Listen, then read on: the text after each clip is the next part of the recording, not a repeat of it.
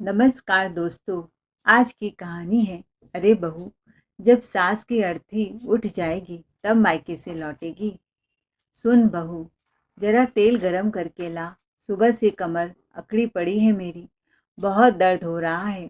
पुष्पा जी ने चिल्लाते हुए कहा। पूनम तेल रखते हुए बोली, माँ जी आप दिन भर बैठी रहती हैं तो दर्द तो होगा ही ना।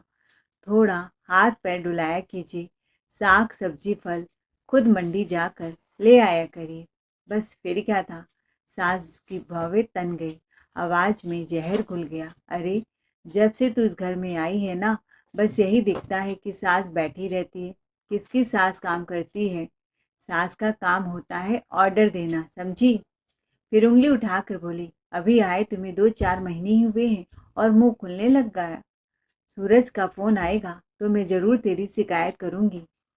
इतने में पूनम घबरा गई। आवाज नरम पड़ गया। नहीं नहीं मम्मी जी, उनको कुछ मत कहिएगा, मैं आपका सारा काम कर देती हूँ। पुष्पा जी ने तिरछी मुस्कान के साथ कहा, हाँ अब अक्ल ठिकाने आई तुम्हारी, अभी काम करने की उम्र है तुम्हारी। फिर पूनम अपनी सास की कमर में तेल से मसाज करने लगी। तभी उसके कमरे में रखे फोन की तेज घंटी बज उठी। पूनम का हाथ एक पल को रुक गया। माँ जी मेरा फोन बज रहा है, उसने धीरे से कहा। पुष्पा जी ने तुरंत पाँव झटका। अरे रुक, पहले मेरा काम कर।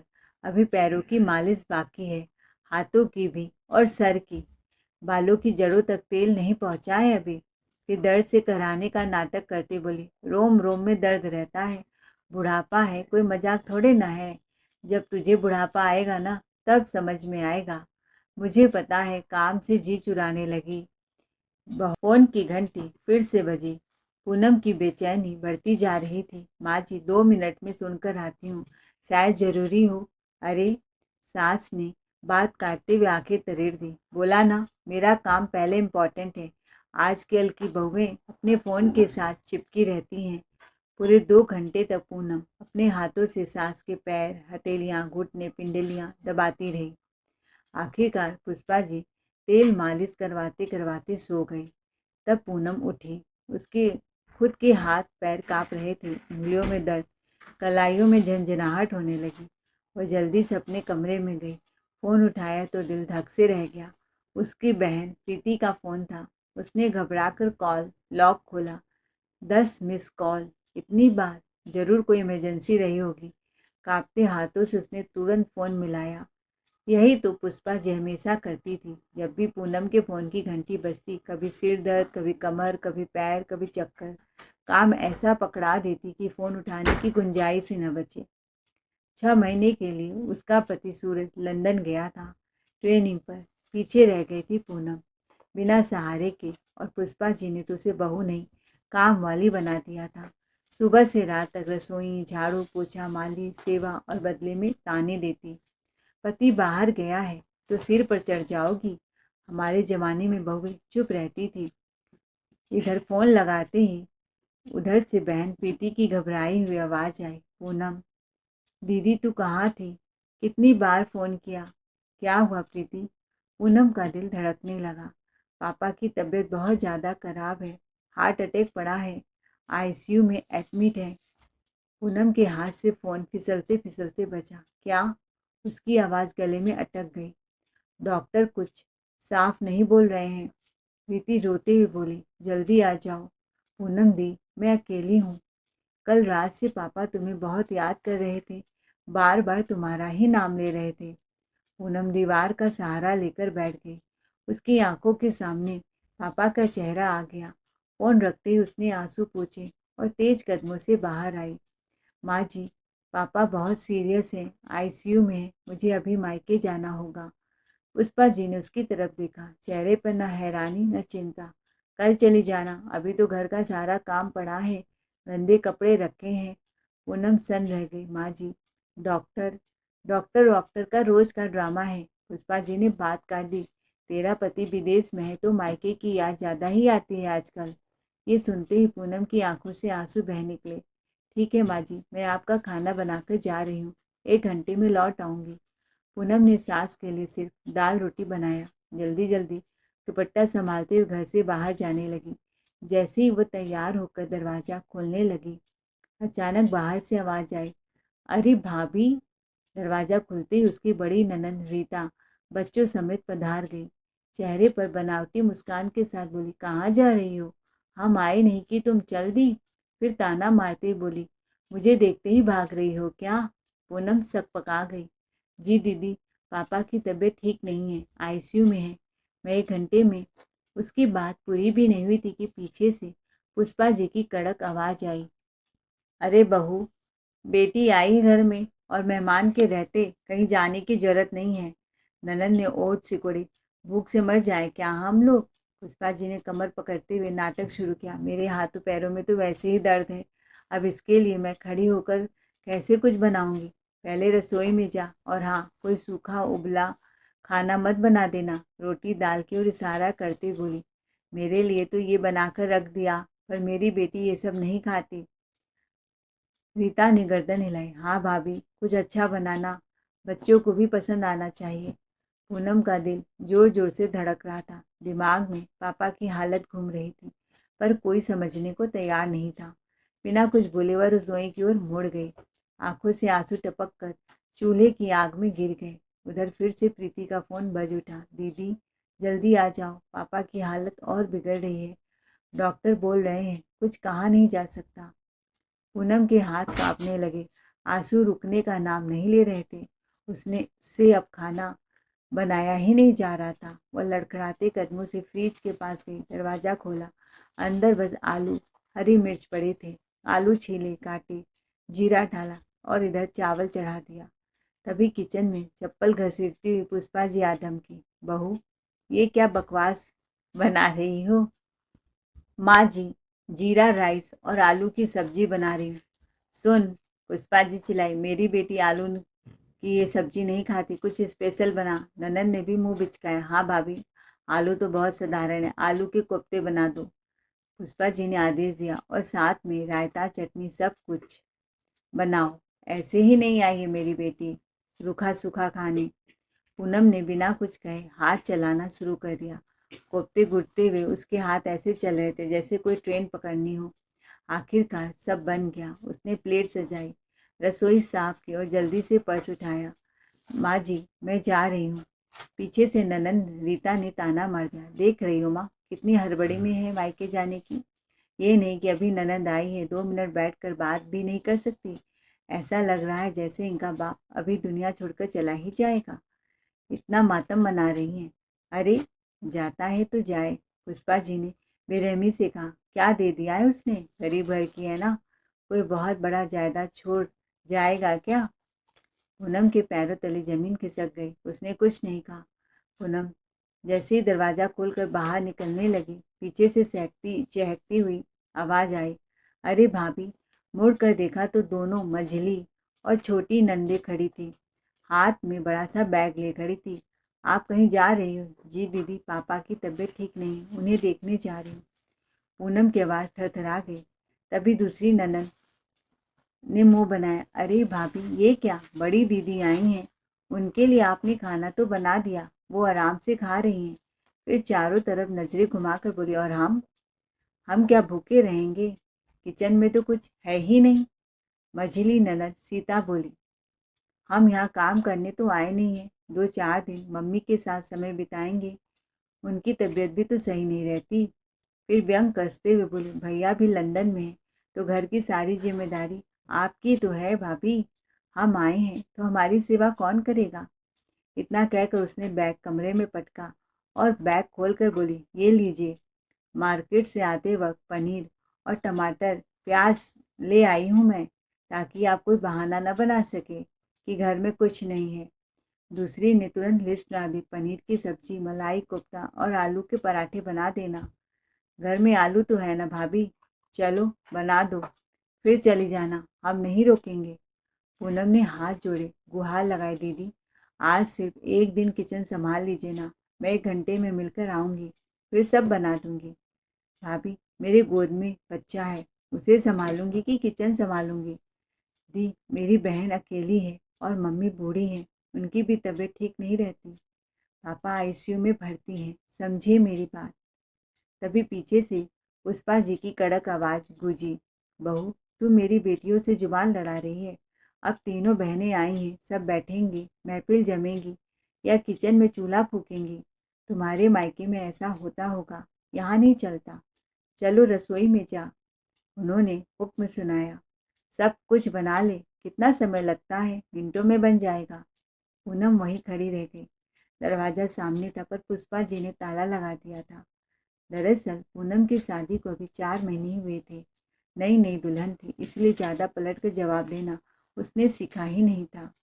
शादी के ठीक 2 महीने बाद उसका पति लंदन चला गया, 6 महीने की ट्रेनिंग पर। कहता था बस ये ट्रेनिंग हो जाए, प्रमोशन मिल जाएगा, फिर हम आराम से रहेंगे ठाट बाट से।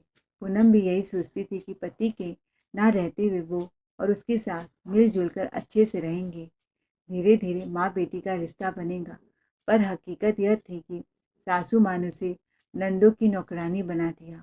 हर हफ्ते कभी एक ननद, कभी दूसरी, बच्चों के साथ, फरमाइशों के साथ, कभी बच्चों का नाश्ता, कभी दोपहर का खाना, कभी शाम की चाय, कभी ससुराल से आए मेहमानों के लिए कुछ स्पेशल बनवाती रहती थी।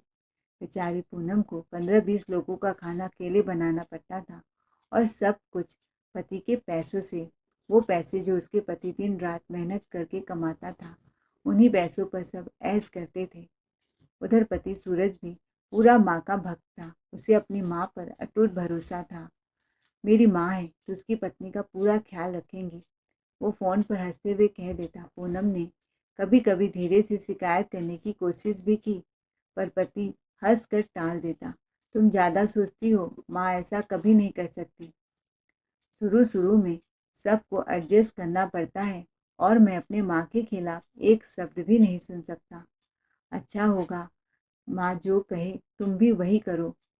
पूनम समझ गई थी ये लड़ाई अकेले की है, न पति साथ है न ससुराल वाले। उसने बिना कुछ कहे पल्लू ठीक किया। गिरते आंसू आटे में, सब्जी में, तेल में घुल रहे थे, पर किसी को उसकी कोई परवाह नहीं थी। उधर ड्राइंग रूम में महफिल जमी हुई थी, हंसी, गपशप और नाश्ता चल रहे थे। पुष्पा जी आराम से खाने में मीन मेट निकाल रही थी। बहू नमक थोड़ा कम है, रायता थोड़ा मीठा होना चाहिए, कोफ्ते का रंग सही नहीं आया। तभी बड़ी ननद ने रसोई की ओर झाँकते हुए कहा, भाभी जरा कोफ्ते थोड़ा ज़्यादा बना देना। पूनम ने चौंक कर देखा, ज़्यादा? पर क्यों दीदी? हाँ भाभी, मेरी 5 सहेलियाँ भी आ रही हैं, मैंने मायके में ही इनवाइट कर लिया है। अब देखो ना, उन्हें मना भी तो नहीं कर सकती ना। पूनम के हाथ थम गए। पूनम के हाथ थम गए। उसके कानों में से प्रीति की आवाज़ गूंज रही थी, दीदी जल्दी आओ। कोफ्ते तलते तलते पूनम के हाथ में तेल उछला और उसकी कलाई पर छींटे पड़ गए। आह! उसके मुंह से हल्की सी आवाज़ निकली। हथेली लाल हो गई। पुष्पा जी की दहाड़ने की आवाज़ गूंजने लगी, अरे बहू, इतना कीमती तेल घी मत बर्बाद कर। ध्यान तेरा किधर है? खाना बना रही है या रोना धोना कर रही है? पूनम की आंखों से आंसू बह निकले। माँ जी, मुझे पापा की बहुत याद आ रही है, बहुत फिक्र हो रही है। हाँ तो जा ना, कौन तुझे मना कर रहा है? अब अगर मेहमान आ गए तो मैं क्या करूं? मेहमान भगवान के समान होते हैं। तू क्या चाहती है, मेरी बेटी खाली पेट घर लौट जाए? आह लगेगी तुझे, आह। ये सुनते ही पूनम खामोश हो गई। आखिरकार जब सब मेहमान खाना खा चुके, वो बैग उठाकर दरवाजे की ओर बढ़ी ही थी कि फ़ोन बज उठा।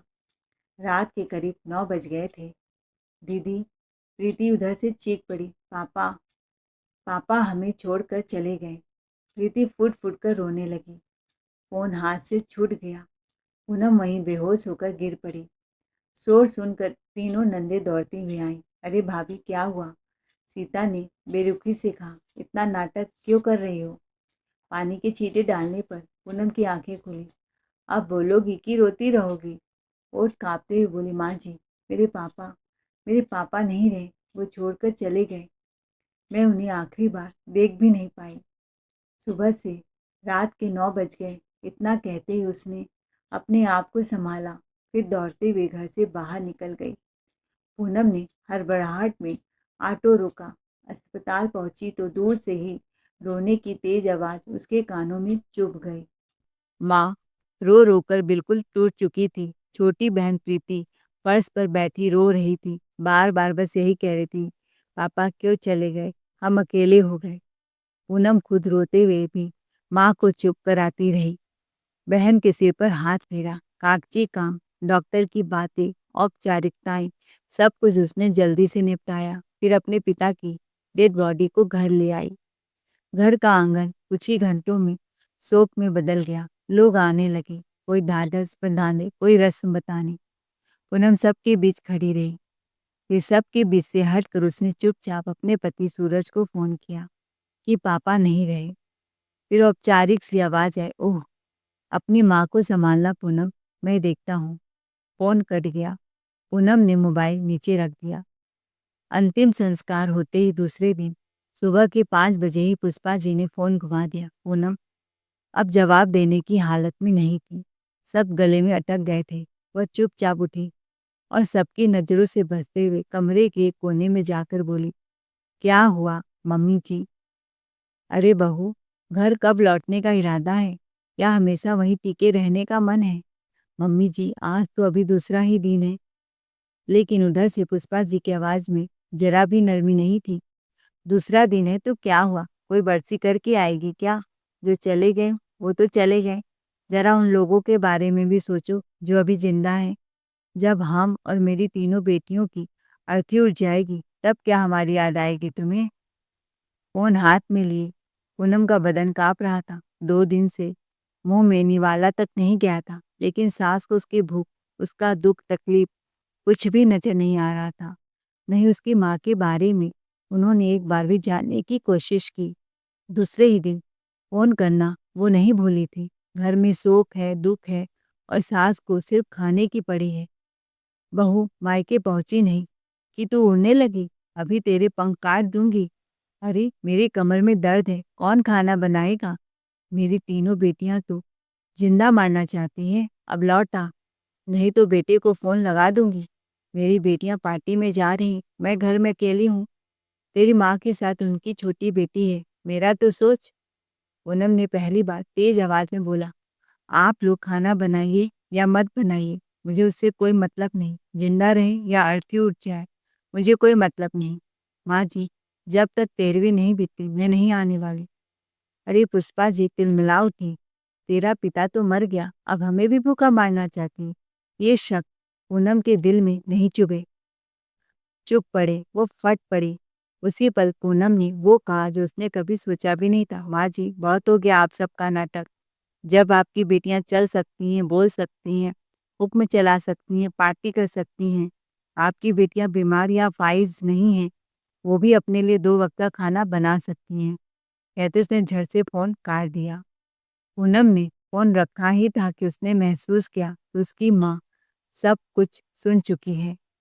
माँ की आंखें लाल थी। माँ ने धीरे से कहा, तू चली जा। नहीं माँ, मैं तुझे ऐसी हालत में छोड़कर ससुराल नहीं जाऊंगी। उन्होंने घर की बहू को नौकरानी बना दिया और मेरे दुख के समय में भी मुझसे रसोई में खड़ा कर 56 भोग बनवाया, और यह मेरी बेवकूफ़ी थी जो मैं बनाती रही।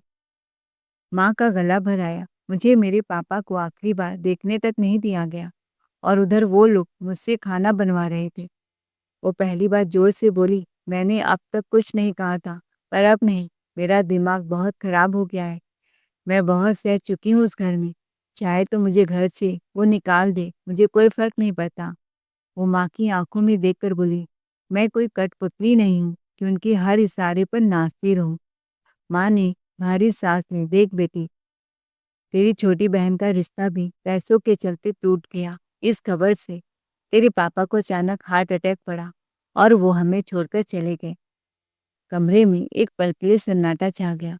अगर तू भी ससुराल छोड़कर चली जाएगी तो मैं किसे क्या मुंह दिखाऊंगी? सब यही ताना देंगे कि मेरी बेटियां ही बेकार है, सब मायके में बैठी हुई हैं।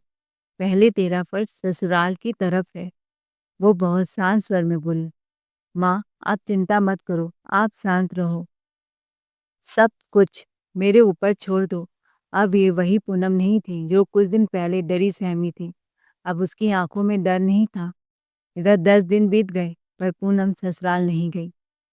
13वीं पर उसकी माँ ने पुष्पा जी को फोन किया कि 13वीं पर आने के लिए, तो पुष्पा जी चिढ़कर बोली, मुझे कोई शौक नहीं है दिखावा करने का। आपकी बेटी तो नौकरी कर रही है अपने मायके की, हमारा आना ज़रूरी नहीं है। देखिए बहन जी, रिश्तेदार आने वाले हैं, अगर आप नहीं देखेंगी, तो सवाल मुझसे ही पूछे जाएँगे। ज़रा हमारी इज़्ज़त का ख़्याल रखिए। कहते उन्होंने फ़ोन रख दिया।